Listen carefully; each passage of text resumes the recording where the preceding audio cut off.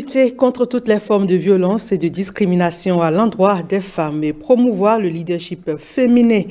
C'est la mission assignée à l'INF, l'Institut national de la femme au Bénin. Sa genèse, ses objectifs, ses ambitions, ses prérogatives, son plan d'action et surtout le bilan à ce jour des actions déjà entreprises depuis sa création. On en discute sur ce plateau spécial. L'INF en action. Fidèles amis de la télévision nationale, bienvenue à tous. Et pour nous édifier sur les actions de l'INF depuis son institution à ce jour, nous recevons sur ce plateau Mme Flore Djinou, l'actuelle secrétaire exécutive de l'Institut national de la femme. Mme Flore Djinou, bienvenue et merci d'être avec nous. Merci Ghislaine de nous recevoir. Alors, pour la petite présentation, je dirais que Mme Flore Djinou est entrepreneur, coach, consultante, formatrice d'assistants de direction virtuelle et depuis le 15 mars 2023, Flore Djinou est la secrétaire exécutive de l'Institut national de la femme. Elle est le bras technique et opérationnel de l'Institut, responsable de l'exécution, de la coordination des différents pôles, assistance aux victimes, affaires juridiques, communication et sensibilisation, ainsi que de la gestion des activités de l'Institut dans le respect des orientations fixées par le conseil d'administration. Et c'est à ce titre qu'elle se retrouve avec nous sur ce plateau. J'espère que j'ai tout dit. Presque tout. C'est vrai qu'elle a une panoplie de charges de fonctions sur sa tête, mais elle est là ce soir pour parler de l'Institut national de la femme. Et pour planter le décor, je vous invite, mesdames, messieurs, à suivre cet élément qui nous présente brièvement la genèse de l'INF. La création de l'Institut national de la femme remonte à juillet 2021. L'institution est née de la volonté du chef de l'État, Patrice Talon, de révéler la gente féminine béninoise en vue d'un développement durable et inclusif. Le chef de l'État a exprimé une volonté politique très forte de sonner le glas de l'impunité, de sonner le glas de la banalisation de la violence à l'égard de la femme, mais aussi de sortir les femmes qui exercent du leadership, qui ont du potentiel de l'invisibilisation. D'abord, d'être une structure complètement dédiée aux femmes et aux filles exclusivement, mais de pouvoir promouvoir le leadership féminin dans toutes les sphères, publiques, privées, dans tous les domaines, politiques, économiques, culturels, artistiques, etc. Et de l'autre côté, de lutter fermement contre toutes les formes de discrimination et de violence à l'égard des femmes et des filles. Entre septembre 2021 et mars 2023, 442 plaintes et dénonciations sont enregistrées par l'Institut, des cas essentiellement de viol et de violences psychologiques. Plaintes, dénonciations pour essentiellement viols sur mineurs, violences, quelques viols sur majeurs, violences physiques, violences psychologiques en masse contre les femmes et contre les jeunes filles. Beaucoup de cas aussi de harcèlement sexuel. 442 cas, 135 devant les juridictions, 40 décisions de justice rendues, 180 cas qui sont en cours de règlement devant ici à l'INF et 87 cas réglés. Pour les victimes dont la vulnérabilité économique est établie, l'Institut national de la femme offre un accompagnement entièrement gratuit devant les juridictions. Elle bénéficie aussi d'une prise en charge psychologique gratuite. Voilà, Madame Flore Djinou, vous êtes à l'INF depuis seulement quelques mois, mais vous avez sûrement eu le temps de connaître et de vous approprier la mission de l'INF. Dites-nous, Madame Djinou, Madame la secrétaire exécutive de l'INF, dans les grandes lignes, que retenir du bilan de l'INF, de sa création à ce jour? Merci Ghislaine. En fait, l'élément que nous venons de suivre montre bien le contexte de création de l'Institut national de la femme. Nous sommes dans une société où les questions liées à la promotion des droits de la femme et de la fille, à l'épanouissement de la femme, de la fille, sont encore d'actualité. Malgré le renforcement des lois, il y a une recrudescence au niveau des violences et des discriminations faites aux femmes et aux filles. Et les pires cas, ce sont les cas de violences faites aux enfants, de violences de viol sur les petites filles. Alors, nous avons la chance vraiment d'avoir à la tête de cette nation un homme, un chef d'État qui a à cœur la problématique de la femme. Le souhait du chef de l'État, c'est de voir le Bénin qui est une oasis où les femmes sont protégées, où leurs droits sont protégés, où elles peuvent s'épanouir en toute liberté. Depuis la création de l'Institut national de la femme en juin dernier, juin 2023, l'Institut a enregistré 740 cas. Énorme. 740 cas, c'est énorme. Et sur ces 740 cas, 280 ont eu des diligences judiciaires. Alors moi, comment est-ce que je peux analyser ça? Ça me fait environ 280 victimes qui n'auraient pas eu la chance d'aller en justice, qui n'auraient pas eu la chance d'avoir une justice équitable si l'INF n'existait pas. C'est-à-dire qu'il fallait le créer. Il fallait vraiment créer cette institution. Et depuis mars, une nouvelle équipe est arrivée avec des pôles. Nous sommes constitués en pôles maintenant. Et j'avoue que le chantier est vaste, très vaste. Mais le bilan à ce jour est positif. Merci. Bilan positif. Les cas de violence sont divers et font légion, bien sûr. Les plaintes ne se font plus non plus compter. Vous avez annoncé un chiffre vraiment phénoménal tout à l'heure. Alors, de façon pratique, parlons de l'assistance aux victimes. Comment est-ce que ça se fait? Et on va y aller pas à pas, d'accord? Et la saisine de l'INF, comment ça se fait? Comment on s'y prend? Alors, de façon globale, on dira qu'il y a deux modes de saisine à l'INF. Il y a un mode de saisine direct et l'autre mode de saisine que je qualifierais d'indirect.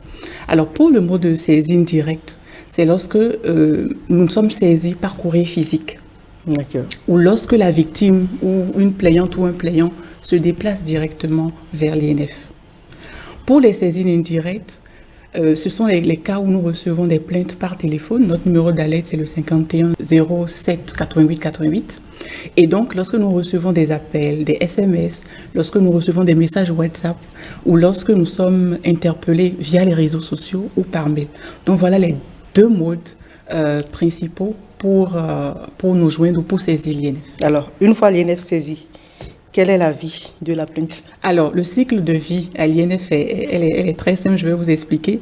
Alors, la porte d'entrée pour les victimes, c'est le pôle assistance aux victimes. Et c'est vous? Entre autres. Okay. Si on veut. Donc, la porte d'entrée à l'INF, c'est le pôle assistance aux victimes. Alors, lorsque la victime arrive, nous procédons dans un premier temps à une écoute sommaire. Alors, cette écoute-là permet de recueillir le maximum d'informations, en tout cas les informations nécessaires pour permettre d'ouvrir le dossier de la victime, comprendre pourquoi elle est là. Ensuite, la deuxième étape, c'est l'entretien approfondi. Et c'est là vraiment qu'on écoute la victime dans les détails pour comprendre quelle est la problématique qui l'amène et quel est le protocole que nous pouvons mettre en place pour l'aider.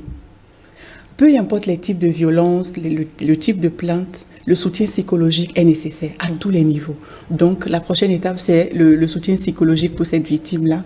Et ce soutien psychologique passe énormément par l'écoute. C'est important, vous n'avez pas idée de ces femmes qui arrivent, elles sont totalement brisées. Elles sont totalement lessivées. Et rien que le fait de les écouter leur remonte le moral et leur permet de comprendre qu'il y a des personnes ici qui sont là pour moi et qui peuvent m'aider. Dans le traitement de la plainte, dans la gestion de la plainte, interviennent aussi des spécialistes. Nous faisons énormément de référencement vers les centres médicaux pour les besoins médicaux des victimes ou vers les centres de promotion sociale pour les besoins psychosociaux des victimes. Je veux aussi souligner ici qu'il est du ressort du pôle assistance aux victimes d'indiquer ou de montrer à la victime pourquoi il est nécessaire pour elle d'aller en justice parce que c'est la prochaine étape. Je vous donne le cas, nous avons sous la main actuellement le cas d'une petite fille violée avec des impacts presque irrémédiables. Elle a des fistules aujourd'hui qui lui permettent plus, elle est incapable de retenir son urine, tout simplement parce qu'elle a été violée. Et lorsque vous avez des cas comme ça qui touchent à la sensibilité, on se dit il faut vraiment aller aller plus que le soutien psychologique, aller plus que l'écoute. Il faut vraiment pouvoir aller en justice. Et donc, nous mettons en place vraiment, quand la victime arrive, tout le protocole qu'il faut pour l'écouter, ouvrir le dossier, faire l'écoute approfondie, ensuite des référencements s'il le faut. S'il faut référencer vers les structures médicales, nous le faisons pour assurer les besoins de la victime, ou vers un centre les centres de promotion sociale pour les besoins psychosociaux de la victime. Donc voilà un peu comment est organisé le pôle assistance aux victimes. Et bien évidemment, une fois que ce pan de la gestion est terminé, nous envoyons le dossier au pôle juridique. Cependant, il est important de souligner que pour des cas graves de violences sexuelles, le dossier est introduit aux deux pôles vraiment simultanément. Pendant que le pôle assistance aux victimes est en train de faire ses diligences, le pôle juridique est en train de faire les siennes. Et l'INF est sûrement assisté par des associations et autres structures. Oui, comme je disais, nous faisons des référencements. Donc, voilà, nous sommes en collaboration avec les CIPEC VBG, qui sont supposés des centres intégrés de prise en charge des victimes de violences. Nous avons des ONG où nous faisons aussi des référencements. J'ai parlé tantôt des centres de promotion sociale aussi. Mais vous avez parlé d'un cas de fistule obstétricale tout à l'heure. J'ai pensé à la Fondation Claudine Talon. Tout de suite, justement. Nous sommes en pourparlers avec la Fondation pour un référencement vers la Fondation. Ah, donc pour l'instant, c'est pas encore... C'est en bonne voie. Et par là, des cas, nous allons retourner à la régie tout à l'heure pour voir un cas illustratif, une affaire de viol. Si je me rappelle, je suis bien le cas, un cas d'abus sexuel bien sûr. Avec la régie, nous allons suivre l'élément. Mais de ça, image de ça de mi pas WhatsApp. Bon, oui, hôtel 2 heures du temps, 1000 francs. Promotion. De mon boha, au mesimi tambo, composé numéro. Boyola, son un type de na numéro tio. Et ouais, c'est mon ça domi. Bon, pourquoi la scène mon coton domi? Trop le mi be appelle le biblo. Et qu'on s'y entend mido. N'y couton à zode wato et mignon waji. De miledo, hodonyebo. N'y kumbabona na milebo. Doit dire tout pain ni tout pain la menu yon bleu ou yon naze yon journée milebo minamblo. Moi cafétéria sans mais bona ho pain nous vici. Mon moto des bon pachi. O galé do ablo me. On est en ce moment directement à la cafétéria. Oui, ouais, sous ton ti. Bourani bloti, nous aimons. Ti, yeme oué, fini boulot, nous savons. Mais we garo ti, broni, était mélangé, nous engandia, mais étis si on montant. Comme n'y a qu'au hall, tu vois, quand bien molado te fini, ya ou bon. Fini, ouais, tu vois, na wa. Étis si on beaucoup domi. Bodje, qui connaît midi la lioji. Bon, ka, no hoba ya me fufu.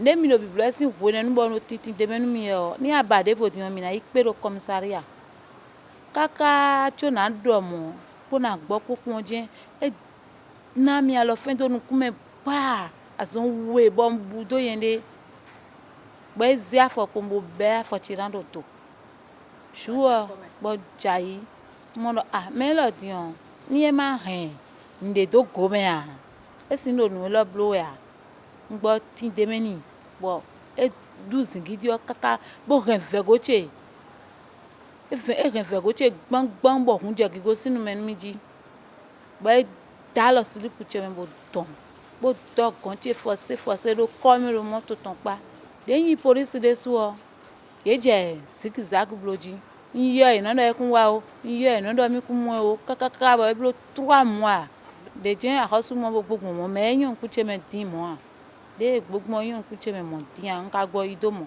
pi e fofo de wa ze mi zame on e we wa do mi tun fi de boy no gwa lo nu yon le de bo atan le nkan ton gbo me on ino wa seku nu me fi e do ze mi wa pla mi wa INF de ye na mi alo go town ti we ne nka ye pla mi INF on so zan ko ti kaka cho dossier fo so zan ko ti a ide blo nu bi kaka bo dossier fo.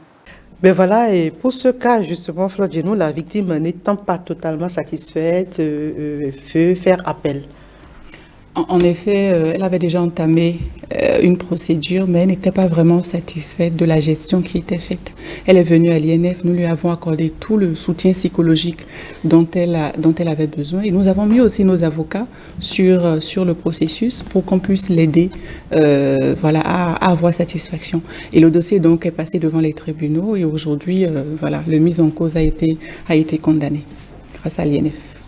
Espérons que l'aboutissement soit total et que la victime soit réellement satisfaite. Absolument. Parce que l'autre cas, comme on le dit, c'est souvent quand c'est des gens haut placés, les victimes ont souvent peur d'aller porter plainte et l'autre chose, elles se disent que ça ne va pas aboutir. Et puis il y a les règlements à l'amiable. Comment est-ce que l'INF gère cette histoire? Ce qu'il faut retenir, c'est qu'avec l'INF, il n'y a ni règlement à l'amiable, ni le mise en cause est haut placé. Non. Nous avons reçu des instructions fermes, nous avons reçu une orientation bien spécifique, bien ferme. Et le chef de l'État n'a pas omis de nous dire que même si c'était lui, au cas où ce serait lui, de faire le travail du début jusqu'à la fin, sans sourciller. Et c'est comme ça pour tout le monde. C'est vraiment comme ça pour tout le monde. Et je voudrais revenir un peu en arrière et dire que entre avril et juin, le pôle assistance aux victimes a eu 266 cas. Et les plaintes qui arrivent sont de tous ordres. Des violences psychologiques, des violences morales, des violences sexuelles, les violences physiques, les violences économiques, les violences patrimoniales. Il y a toutes sortes de victimes. Et les victimes, elles arrivent de toute l'étendue du territoire, elles arrivent de partout. Il y a vraiment ce besoin-là. Et quand je prends le cas de l'élément que nous venons dessus, de ce témoignage que nous venons dessus, heureusement que l'INF était là pour l'aider, déjà psychologiquement, parce que voilà, vous voyez, pour le parcours d'une victime, faire des allers-retours incessants, je vous assure, c'est déjà fatigant. avec toute la blessure que la victime a reçue psychologiquement, physiquement, émotionnellement, la société qui commence déjà à le pointer du doigt, ou la pointer du doigt, pardon. Exactement. Et donc, vraiment, nous étions là pour lui apporter tout le soutien, et non seulement le soutien psychologique, mais essayer en justice, en fait, pousser pour que le dossier puisse vraiment paraître devant les tribunaux. Est-ce qu'il est arrivé des cas où les familles se sont retractées et ont demandé à ce que les dossiers n'aillent pas à bout? Il y a énormément de cas. Il y a des cas où les femmes ont peur des menaces, parce qu'elles reçoivent des menaces spirituelles, le charnatalisme, où on leur demande, si tu continues, eh bien, tu vas mourir, tu vas laisser tes enfants.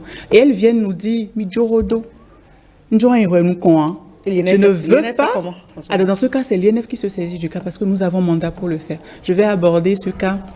Quand nous allons arriver sur le pôle juridique, nous avons mandat pour rester en justice. Si la victime se rétracte, l'INF ne se rétracte pas. L'INF continue le processus jusqu'à la fin. C'est vraiment important ce que vous dites. Alors, pour un cas pratique, je suis femme mariée et je constate que mon mari abuse de moi et je viens porter plainte, je viens vers l'INF. Comment est-ce que l'INF accompagne ces gens de cas? Parce que là, on n'a parlé que des jeunes filles, des enfants, mais là, en tant que femme adulte. Le processus, est celui-ci. Vous êtes une femme adulte, mariée ou concubine, vous êtes violentée, vous venez à l'INF, porte d'entrée pour l'assistance aux victimes. Première des choses, on vous écoute, on ouvre un dossier. Il faut bien avoir un dossier pour avoir une traçabilité. Donc, on ouvre un dossier. Ensuite, on fait un entretien approfondi pour savoir quelle est la problématique. De quoi est-ce que vous avez besoin? Depuis quand est-ce que vous vivez ces cas? Et ça me rappelle le cas d'une victime qui est venue, concubine, qui était battue depuis près de 18 ans. Elle était mariée depuis une vingtaine d'années, elle était battue depuis près de 18 ans. Elle était non seulement battue, mais son époux n'hésitait pas à vendre ses biens sans son consentement. Mon Dieu. Et la dernière violence qui a conduit sa sœur à la mener manu militari à l'INF était qu'elle avait été battue et elle avait le bras cassé et s'était enflé. J'ai vu cette femme, mon cœur a saigné. Je vous assure, mon cœur a saigné. Alors, quand elle est venue, elle a suivi le processus, nous l'avons écoutée, nous lui avons donné tout le soutien psychologique dont elle avait besoin, lui expliquer surtout que ce qui lui arrive n'est pas normal, parce qu'il y a beaucoup de femmes qui pensent encore que c'est normal de se faire tabasser, que c'est culturel, c'est la société. On se dit, qu'est-ce qui va m'arriver, qui va me prendre, qu'est-ce que je vais faire? Et on subit 1 an, 5 ans, 10 ans, 15 ans, 18 ans. C'était le cas de cette femme. Meurt dedans. Et qui meurt dedans. Et elle n'était même pas consciente, en fait, de ce qu'elle vivait. C'est sa sœur qui en était consciente et qui l'a amenée à l'INF. Et parce qu'elle nous a dit, justement, je ne veux pas aller en justice. Mais nous sommes saisis du cas. L'INF s'est saisi du cas pour pouvoir aller jusqu'au bout. Alors, l'INF ne s'occupe pas que des cas de violence, d'abus sexuels ou de violence conjugale. L'INF s'occupe également de la promotion de l'autonomisation des femmes. Oui. Parlez-nous un peu de ce volet. Alors ça, c'est l'autre volet du mandat, de la mission de l'INF. Œuvrer, en fait, à la promotion du leadership féminin, sur tous les plans. Quand je parle de tous les plans, je vois le plan économique, le plan politique, le plan social, le plan économique. Parce que comme je le disais, la volonté vraiment, c'est de voir les femmes s'épanouir au Bénin. Et l'autonomisation, c'est vrai que la promotion du leadership passe par l'éducation et la formation. Il faut enseigner à la jeune fille, encore, quand elle est encore petite, qu'il faut qu'elle aille à l'école. Et il faut qu'elle y aille jusqu'au bout. Parce que je vois énormément de femmes, de jeunes filles qui arrivent à l'INF, qui sont peut-être à 1 an ou 2 ans de la fin de leurs études, mais parce qu'un homme leur a dit, tu ne travailles pas, tu arrêtes tes études, elles le font. Il y a un réel problème de confiance en soi. Il y a un réel problème de manque d'estime de soi. Et avec l'élément qui est passé tout à l'heure à parler de la promotion du leadership sur le plan politique, avec le caucus des 29 femmes parlementaires, c'est une grande avancée pour notre pays. Et nous espérons, avec les négociations qui sont en cours, que nous aurons encore beaucoup plus d'autres femmes au Parlement. Alors, vous l'avez tout à l'heure brièvement brossé, la source juridique du mandat de l'INF. Oui. Alors, l'INF a un mandat juridique, ok?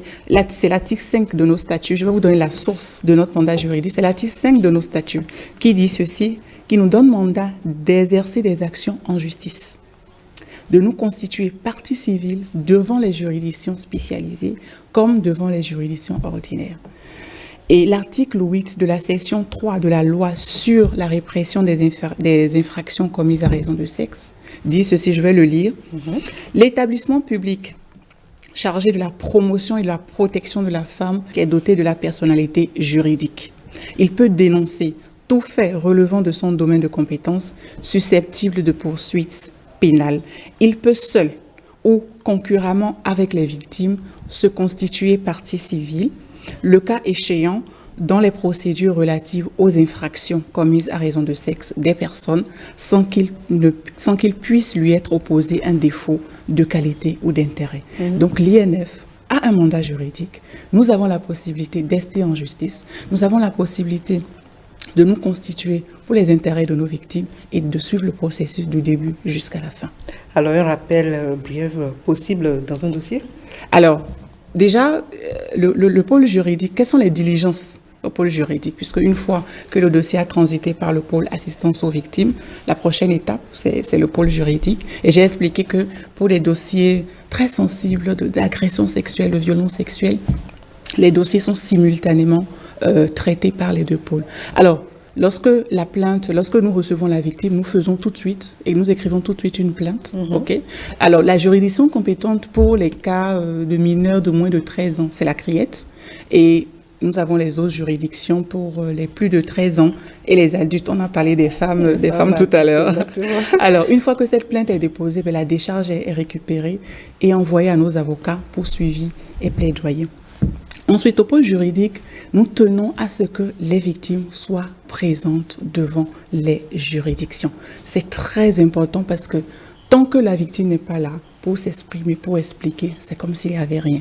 Alors nous avons mis en place un protocole qui nous permet d'assurer la restauration, l'hébergement et le transport de la victime et d'un accompagnement, peu importe où elle est sur le territoire béninois, je suppose une fillette de moins de 13 ans qui a été violée à Tanguieta, par exemple, c'est déjà difficile pour les parents d'assurer les 3 repas. C'est déjà difficile quand on entend tribunal, quand on entend juridiction, on a tout de suite peur, on se dit, j'ai pas les moyens de me prendre un avocat, mais l'INF assiste avec un avocat, l'INF assiste avec tout ce qu'il faut pour que les personnes puissent se déplacer, puissent se restaurer, puissent avoir un toit où dormir pendant 72 heures.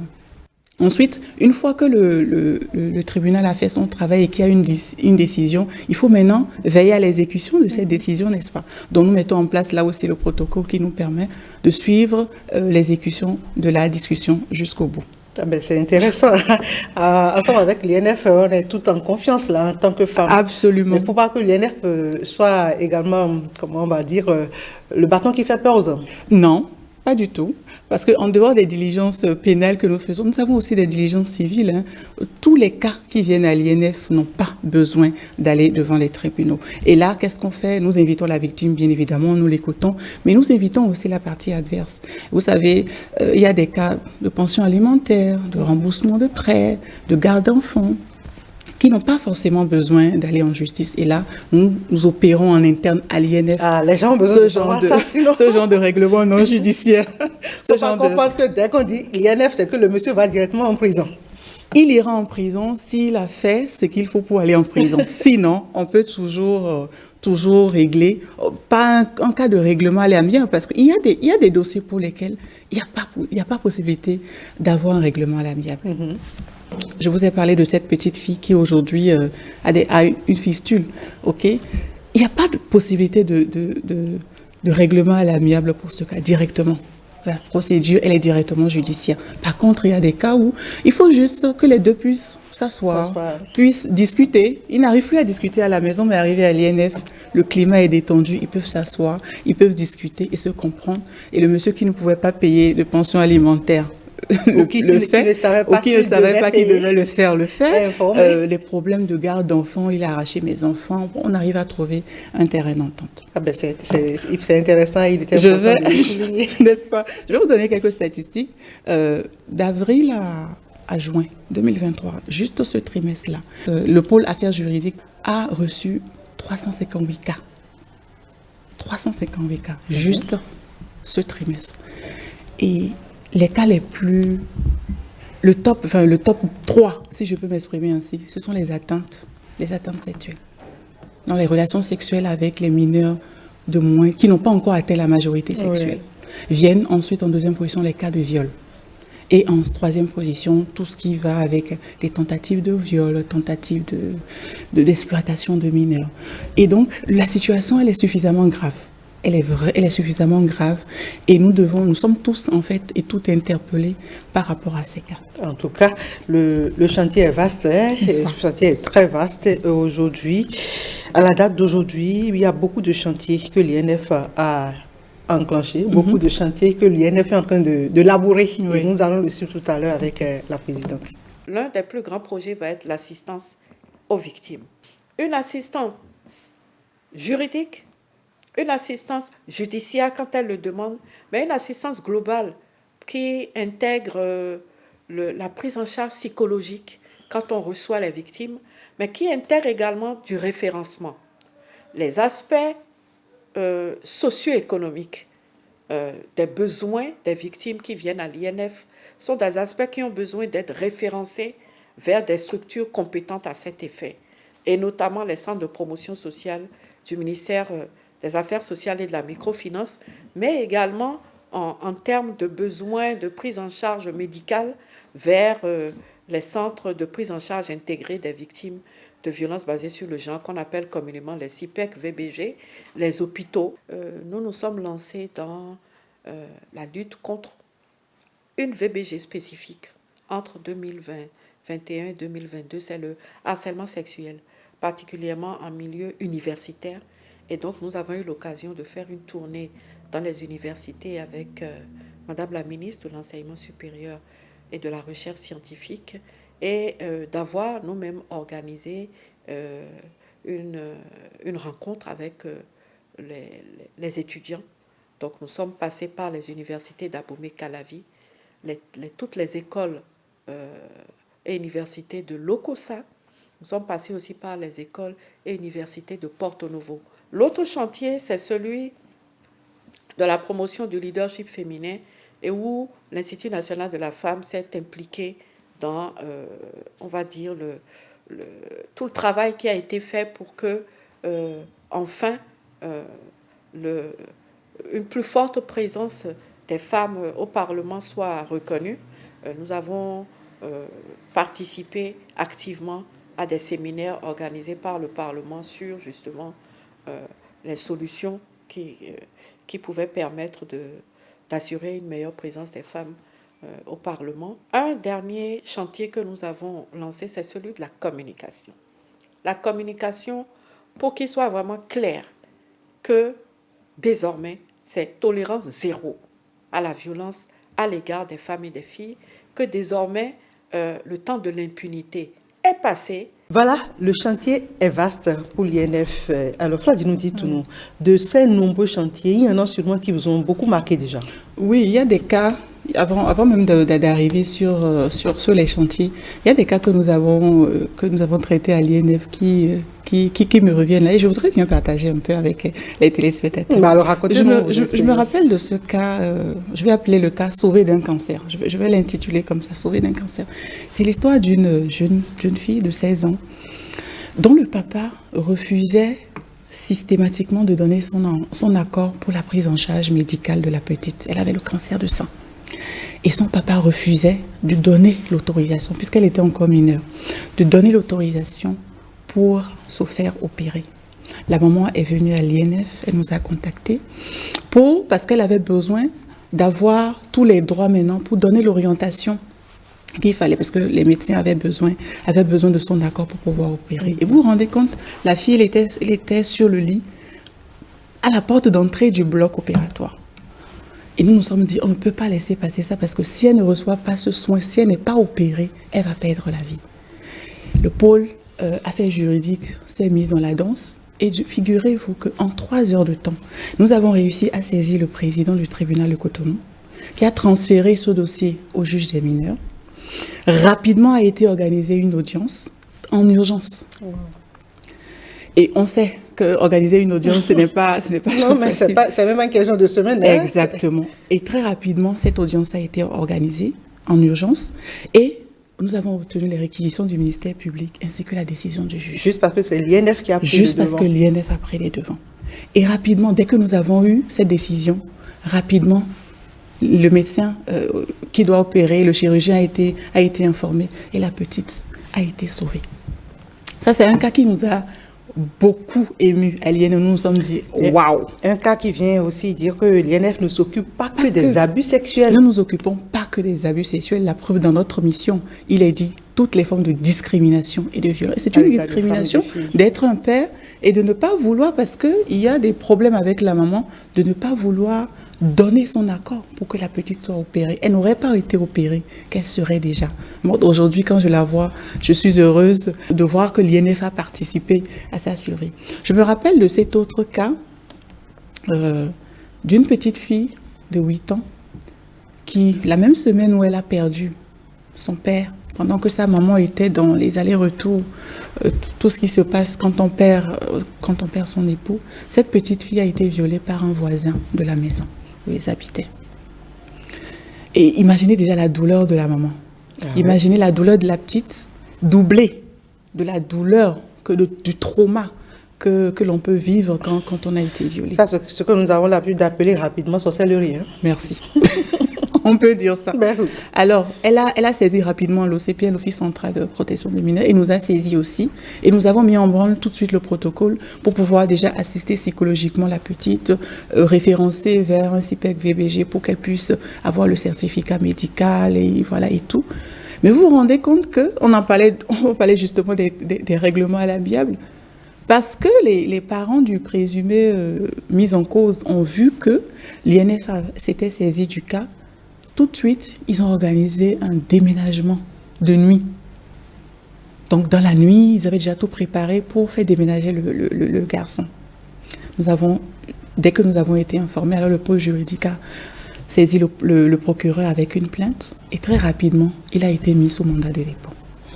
Heureusement. Voilà des cas et je vous assure, c'est des cas que nous avons tous les jours. Nous avons aussi ce cas d'une petite de 13 ans qui se serait fait violer à de nombreuses occasions par le chauffeur de la famille. Comment est-ce que vous avez géré ce cas par ailleurs? Ça, par exemple, voilà, c'est aussi lieu de dire, nous devons faire très attention au personnel de maison. Parce que vous savez, le violon n'est jamais loin. Pas du tout. Hein. Il est souvent soit dans le cercle rapproché. Ou l'oncle, exactement. Le grand-père même peut-être. J'entendais un monsieur me dire hier, moi, mes enfants ne vont plus en vacances. Ah ben, c'est clair. À cause de ces histoires de viol répétées, les enfants ne vont plus en vacances. Alors, cette petite fille, je pense qu'elle a même moins de 13 ans. Je pense qu'elle a moins de 13 ans, cette petite fille. Elle était constamment violée par le chauffeur, enfermée dans la voiture et violée par le chauffeur. Le chauffeur à qui vous confiez votre enfant ou vos enfants pour aller à l'école, c'est parce que vous avez une certaine once de confiance que vous le faites. Alors, dès que la maman, c'est la maman qui nous a saisis, dès qu'elle nous a saisis, nous avons mis aussi en branle le protocole, déposé la plainte et actuellement, il est sous mandat de dépôt. Parfois, on se demande quel courage ces hommes ont d'abuser de pauvres petites âmes innocentes. Hein. Vous savez, j'ai l'habitude de dire, et pourtant nous venons toutes et tous d'une femme. Exactement. Nous venons toutes et tous d'une femme. Je pense que le problème est assez sérieux. Le problème est assez sérieux. Alors, est-ce qu'il ne faille pas que l'Institut pense à un accompagnement aussi pas seulement des victimes, des responsables? Sûrement qu'ils ne savent pas, ils ne sont pas informés ou qu'ils ont aussi des problèmes, on ne peut plus, de déséquilibre mental. Oui, je pense que l'accompagnement pour les domaines de compétences qui sont ceux de l'INF n'est pas seulement un accompagnement pour les victimes, c'est aussi un accompagnement pour les parents. Et c'est aussi beaucoup d'éducation et de sensibilisation dès la base.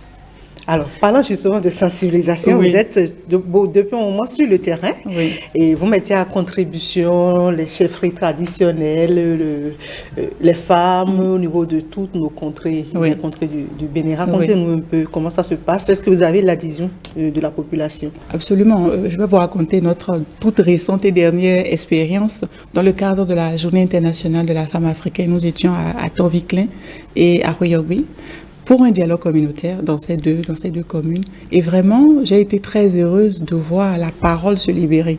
Il y avait les hommes, il y avait les femmes, il y avait les jeunes filles, il y avait les leaders traditionnels, les têtes couronnées, il y avait les leaders religieux, il y avait les services déconcentrés de l'État.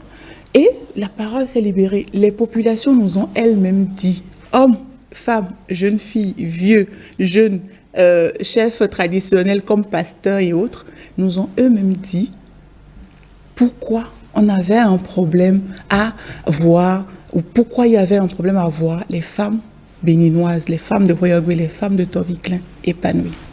Et nous sommes sortis de ces dialogues communautaires avec un engagement signé de chaque cible. Mais pour vous signé de chaque cible. Et ils ont pris l'engagement qu'à partir d'aujourd'hui, les violences physiques, les coups et blessures, les violences psychologiques, les violences économiques, les violences patrimoniales. Vous vous rendez compte que nous sommes dans un pays où, dans certaines localités, la femme n'a pas le droit d'hériter. Oui. Tout simplement parce que c'est une femme. Parce que c'est une femme et parce qu'on a payé la dot pour l'avoir. On se dit que tout ce qui vient d'elle comme production, son salaire, ses revenus, les revenus des activités génératrices de revenus, reviennent systématiquement à l'homme. Nous sommes en 2023 et ça se passe encore.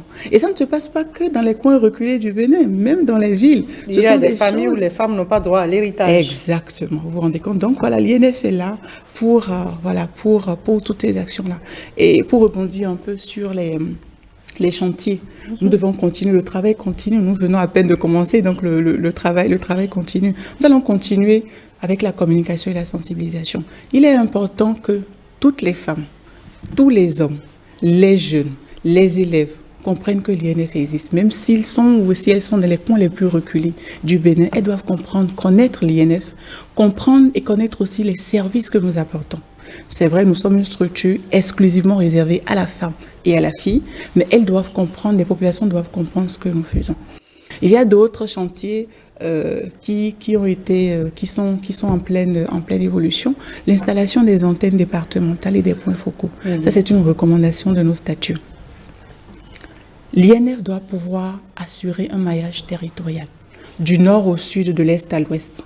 L'INF sera présente dans toutes les administrations publiques et privées, dans les structures déconcentrées de l'État, dans les fêtières, les associations, les centres de formation professionnelle, dans les écoles, les universités, vraiment au plus proche. Au niveau communal, le point focal de l'INF sera dans les centres de promotion sociale. Okay? Nous aurons des points focaux dans les CIPEC VBG aussi, et dans toutes les structures pour que, dès qu'il y a un cas, parce que c'est aussi ça, une problématique de savoir que je suis à Niki, je viens de me faire tabasser, violenter, violer. À qui est-ce que je vais m'adresser? À qui est-ce que je vais m'adresser? Souvent, le fait d'aller au centre de promotion sociale, on se dit non, j'ai pas envie d'aller m'exposer, j'ai pas envie de parler. Alors que le point focal étant dans la famille, presque dans la famille, peut se saisir rapidement du cas et nous alerter. Remonter l'information aux antennes départementales qui vont remonter l'information au siège de l'INF. C'est heureux de savoir que vous travaillez avec déjà les centres de promotion sociale. Oui. Et je m'avais déjà vous demander par là, et quelles sont aujourd'hui les relations entre l'INF et le ministère des Affaires sociales? De très bonnes relations. Comment est-ce que vous collaborez alors sur le terrain? Vous savez, quand vous lisez un peu nos statuts, vous comprenez que nous sommes amenés à collaborer, à travailler ensemble. Je viens de donner l'exemple des points focaux qui seront installés dans les CPS. L'INF ne vient pas en fait avec une nouvelle, un nouveau dispositif. Non, l'INF arrive et va s'appuyer sur le dispositif qui existe déjà. Un bon dispositif que nous retrouvons dans toutes les communes, ce sont les centres de promotion. Les fêtiers existent déjà. Les gens ont tendance à dire, il semblerait que l'INF est venu pour arracher au ministère des Affaires sociales ses prérogatives sur le terrain. Absolument pas, je ne pense pas. Non, pas du tout. Il n'y a pas de compétition. Il y a de la collaboration et une mutualisation des actions pour le bonheur des femmes béninoises. Est-ce qu'il n'y a pas de double emploi? Non, il n'y a pas de double emploi. Il n'y a pas de double emploi. On a dit ministère des Affaires sociales et de la microfinance. L'INF, c'est le bras de la répression. Vous savez, c'est pour ça que vous n'allez pas voir l'Institut national de la femme s'occuper d'une prise en charge sociale. Nous référons tout de suite au ministère des Affaires sociales et de la microfinance. Tout ce qui est prise en charge, en dehors de l'aide que nous apportons, assistance directe que nous apportons pour aider les victimes en situation économique difficile, à pouvoir se déplacer, à se restaurer, à pouvoir aller au tribunal. Ça, c'est ce que nous faisons. Mais la partie sociale, elle est réservée aux masses. Et nous sommes le bras de répression, si je puis m'exprimer ainsi. Alors, vous avez fini avec les chantiers ou oui, vous en avez encore? Un autre chantier, c'est poursuivre avec notre mandat juridique. Avec notre mandat juridique. Toujours nous assurer, c'est vraiment un défi pour nous de nous assurer que les victimes se présentent aux audiences. Parce qu'une audience sans la victime, c'est des reports en report. Donc, nous allons continuer à travailler dans ce sens. Ça doit être l'une des grosses difficultés. Oui, c'est l'une des grosses difficultés en effet. Et justement, nous aidons les victimes à pouvoir se déplacer, à avoir un hébergement et à pouvoir se restaurer. Nous allons aussi travailler à avoir nos collaborateurs présents lors des déferlements. Ça nous permet de faire quoi? De noter déjà, de répertorier déjà les différents dossiers qui entrent dans les domaines de compétences de l'INF et de pouvoir très rapidement mettre en branle le dispositif qu'il faut. Dernière chose que nous allons faire, c'est mettre en place le cadre de concertation. Vous entrez dans les perspectives déjà ou c'est toujours les chantiers? C'est toujours les chantiers parce que nous avons déjà commencé. Hier, nous avons travaillé sur la prévalidation de notre plan stratégique. Okay. Et donc, voilà, c'est revenu. Nous avons déjà commencé à ajouter les idées, à émettre les idées pour pouvoir mettre en place ce cadre stratégique-là qui va regrouper toutes les organisations qui œuvrent déjà pour la promotion des droits des femmes et des filles. Alors, en termes de perspective, parce que j'étais tellement pressée de poser cette question. Alors, en termes de perspective, aujourd'hui, quelles sont les attentes en termes de perspective? Alors, l'idée, c'est de voir l'INF, cette structure innovante-là, qui marque les esprits par les actions qu'elle pose. Et pour pouvoir marquer les esprits par les actions, il faut être au plus près des populations.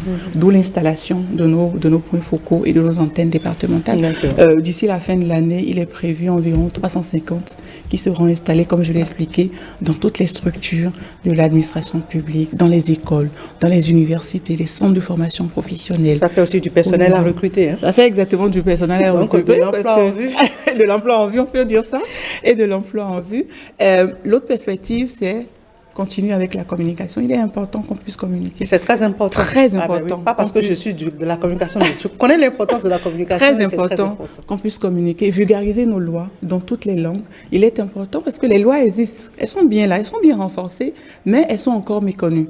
Aujourd'hui, des fois, quand je dis, est-ce que vous savez que le mariage forcé est une infraction punie? On me dit, ah bon?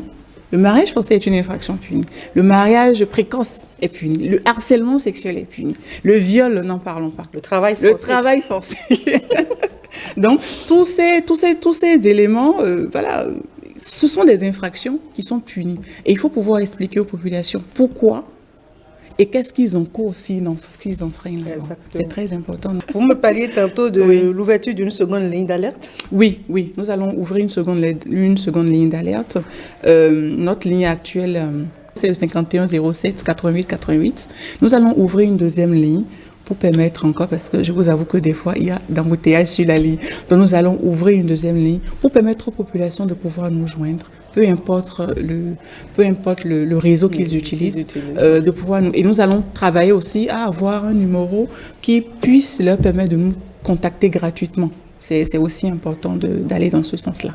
Et toujours dans la coulisses tout à l'heure, vous parliez également de la mise en œuvre d'un cadre de concertation pour fédérer et capitaliser les efforts. Absolument, c'est une recommandation de nos statuts, pouvoir mettre en place ce cadre de concertation parce que pourquoi est-ce que c'est important aujourd'hui? C'est important pour alléger le parcours de la victime. Elle va au commissariat, elle doit raconter son histoire. Elle a la réquisition, elle va au centre de santé. Il faut qu'elle raconte son histoire pour qu'on puisse comprendre. Et c'est lourd. Et c'est lourd. Être victime et se mettre à raconter son histoire. Oui, c'est lourd. Parfois, on a envie d'oublier, ne serait-ce qu'un temps. Et c'est en ce moment on vous appelle, on vous dit, racontez-nous les faits. Exactement. Donc, vraiment, ce cas de concertation va nous permettre de réfléchir pour pouvoir sortir, pourquoi pas, un élément, j'ai presque envie de dire partagé, qui va nous permettre, une fois que la victime a raconté son histoire, tous les autres acteurs de la chaîne sont informés du cas, de ce qui s'est passé, et ça va alléger en fait le parcours de la victime, parce que je vous assure, c'est difficile, c'est très difficile, extrêmement difficile. Surtout quand vous êtes victime de viol et qu'on vous appelle, vous allez au commissariat, vous devez raconter. Au commissaire, d'abord au policier qui doit enregistrer la plainte, le commissaire qui doit vous écouter, le procureur, ainsi de suite. Et à chaque fois, on veut que vous racontez cette histoire. Même quand vous êtes battu par votre mari. Et qu'on veut, c'est pas toujours aisé de raconter ces genres de violences. Imaginez juste le cas d'une femme battue par son époux. Vous imaginez, vous êtes en train de raconter et parfois on vous pose des questions parce qu'on veut comprendre. Imaginez-moi, Ghislaine, journaliste de son état, venue m'asseoir raconter tout le temps, mon mari me bat. Et qu'on me répète il m'a violenté. Que j'ai l'occasion de le répéter. Exactement. Non, c'est pas évident. Alors que, bon, voilà. Je voudrais le dire une seule fois ou deux fois. Exact. Alors qu'entre 10 milliards d'hommes, c'est celui-là que vous avez choisi. Et aujourd'hui, vous plaignez contre. Donc, c'est très difficile. C'est très difficile à supporter pour les victimes. Fladjinou, secrétaire exécutif de l'UNFE, nous sommes en train de finir cette émission. Alors, je vais vous laisser le micro pour que vous nous fassiez le résumé en guise de conclusion. Alors, pour la conclusion, je voudrais vraiment m'adresser aux hommes et leur dire ceci. Les actions de l'INF ne sont pas contre les hommes. Les actions de l'INF ne sont pas pour se venger en griffe. Les actions de l'INF sont pour le bien de la famille. Nous avons quotidiennement des cas qui nous fendent le cœur. Et je voudrais rappeler à tout le monde ici, aux hommes, aux femmes, aux jeunes, aux vieux, aux leaders religieux, que nous sommes toutes et tous issus d'une femme. Nous ne devons jamais l'oublier. La volonté, notre volonté à l'INF, c'est de voir notre pays devenir une terre qui accueille les femmes, une terre où la femme se sent bien, où ses droits sont protégés, où elle est épanouie. Ça, c'est le premier message que je voudrais porter parce que il y a cette stigmatisation-là. On se dit, l'INF est là pour castrer les hommes, l'INF est là pour se venger des hommes. Ce n'est pas le cas. Nous travaillons pour le bien de la famille, pour le bien de la famille, de la cellule familiale. L'autre chose que je voudrais dire, c'est aux femmes, n'hésitez pas à nous contacter, 229 51 07 88 88. N'hésitez pas à nous contacter par appel, par message, par WhatsApp. N'hésitez pas à nous contacter, peu importe le problème que vous avez. Vous avez été violenté, harcelé professionnellement, harcèlement sexuel, viol, coups et blessures. N'hésitez pas à contacter l'INF pour qu'on puisse vous aider.